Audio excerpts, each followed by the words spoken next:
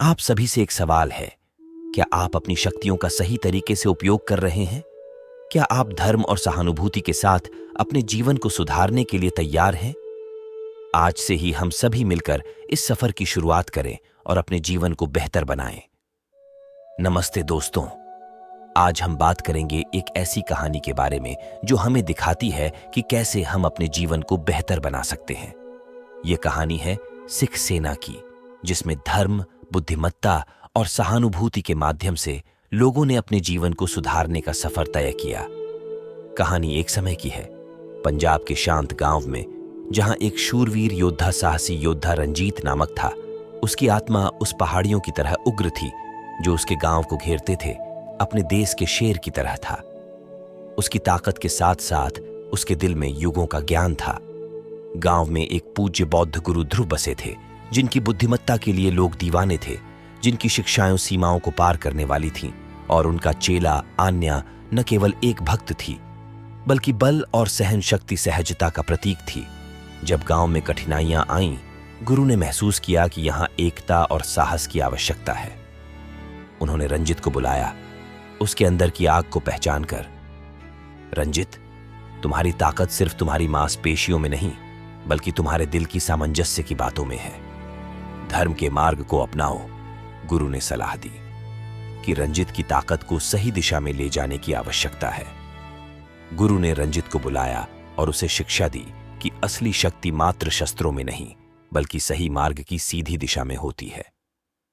रंजित को यह देखकर दिलचस्पी हुई और उसने वास्तविक ताकत का अर्थ समझने का निर्णय लिया। गुरु ध्रुव के शिष्य आन्या ने इस सुधारकारी यात्रा में उसे मार्गदर्शन किया। गांव में एक अज्ञात नायक भी था, एक अनदेखी हीरो आन्या की बड़ी बहन कविता। उसकी दयालुता और समझ के लिए जानी जाती थी, और उसकी बुद्धिमत्ता को केवल प्राचीन लेखों की सीमा में नहीं, बल्कि उससे भी बड़ा माना जाता था। कविता ने नहीं सिर्फ रंजित को, बल्कि पूरे गांव को प्रेरित किया।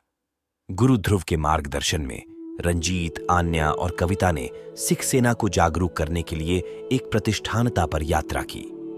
गुरु की शिक्षा ने सिखों के मार्ग में बौद्धिकता, करुणा और न्याय की ध्वनि बना दी। जब युद्ध संग्रहण हुआ, गुरु ध्रुव के मार्गदर्शन में रंजित, आन्या और कविता ने सिख सेना के वास्तविक पोटेंशियल को जागृत करने के लिए एक मिशन पर रुका। गुरु की शिक्षा ने सिखों के युद्ध की आत्मा को मानवता, सहानुभूति और न्याय के साथ मेल कर दिया। जब युद्ध शुरू हुआ, रंजित ने न केवल अपनी तलवार से, बल्कि उसे दिए गए ज्ञान के साथ भी लड़ा। आन्या अपने साहस से उसके साथ खड़ी रही, और कविता की सूझी हुई बातों ने उन्हें युद्ध के बवंडरों में मार्गदर्शन किया। सिख सेना अब एक सत्यधर्मी योद्धाओं का समूह बन गई थी, जो एक दूसरे के साथ एकता, करुणा और न्याय की बुनियाद पर खड़ी थी। युद्ध का क्षेत्र धर्म और नैतिकता का संगीत बन गया था। रंजित युद्ध के मैदान में खड़ा हो रहा था। उसकी तलवार उच्च में चमक रही थी, लेकिन उसका दिल भी बहुत तेज धड़क रहा था। वह न केवल शस्त्रों का माहिर था, गुरु ध्रुव की बातों ने उसे यह सिखाया था कि शक्ति का सबसे बड़ा उपयोग तभी होता है जब हम धर्म के मार्ग पर चलते हैं। रंजित ने अपनी तलवार के साथ सिख सेना को नेतृत्व किया, और उसके शब्दों ने युद्ध के मैदान में एक नए संगीत की धुन बनाई। उसने अपनी तलवार से नहीं, बल्कि धर्म और सहानुभूति के साथ युद्ध लड़ा। आन्या का साहस, जो रंजित की साथी बन गई थी, ने अपने साहस से उसे साथ खड़ा रखा। उसने दिखाया कि सही और गलत को पहचानना हमें असली सफलता लाता है। उसकी हार जीत में उसका योगदान शक्ति के साथ साथ समझदारी का भी था। युद्ध में आन्या ने अपनी ताकत का प्रदर्शन किया और सही और गलत की पहचान करने की कला सिखाई। कविता की सूझी बातें, गांव की बड़ी बहन कविता ने अपनी सूझी बातों से सिख सेना को मार्गदर्शन किया। उसने सिखाया कि शक्ति का सबसे अच्छा उपयोग धर्म और सहानुभूति के साथ होता है। उसने बताया कि शक्ति का सबसे अच्छा उपयोग उस समय होता है जब हम अपनी ताकत को धर्म के सेवन में रखते हैं। युद्ध का समापन नहीं सिर्फ शस्त्रों के समापन को सूचित करता था, बल्कि एक नए समाज की शुरुआत को भी दर्शाता था। धर्म, सहानुभूति और न्याय की ध्वनि सिख सेना के साथ रही, बनाते हुए एक समृद्ध समाज की ओर एक महत्वपूर्ण कदम बढ़ाया। जब युद्ध की घड़ी आई, रंजित, आन्या और कविता ने गुरु ध्रुव की शिक्षाओं को ध्यान में रखते हुए अपनी ताकत का सही तरीके से उपयोग किया। उन्होंने नहीं सिर्फ अपनी तलवार से बल्कि बुद्धिमत्ता और समझदारी के साथ युद्ध लड़ा और विजयी हुए।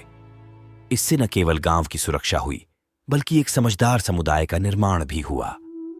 सीख: यह कहानी हमें सिखाती है कि शक्ति का सबसे अच्छा उपयोग धर्म, सहानुभूति और न्याय के साथ होता है। युद्ध में जीत मिली, लेकिन उससे ज्यादा महत्वपूर्ण था समृद्ध समाज की रचना करना।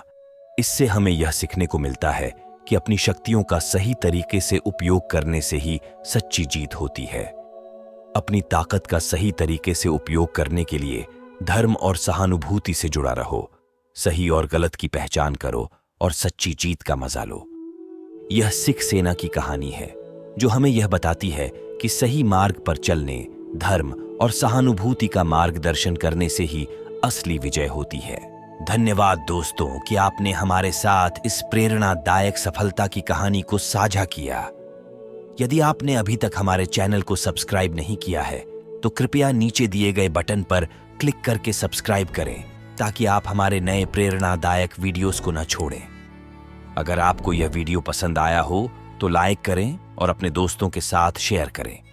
हमारे साथ बने रहें और आत्मविकासित जीवन की ओर एक कदम और बढ़ाएं। धन्यवाद।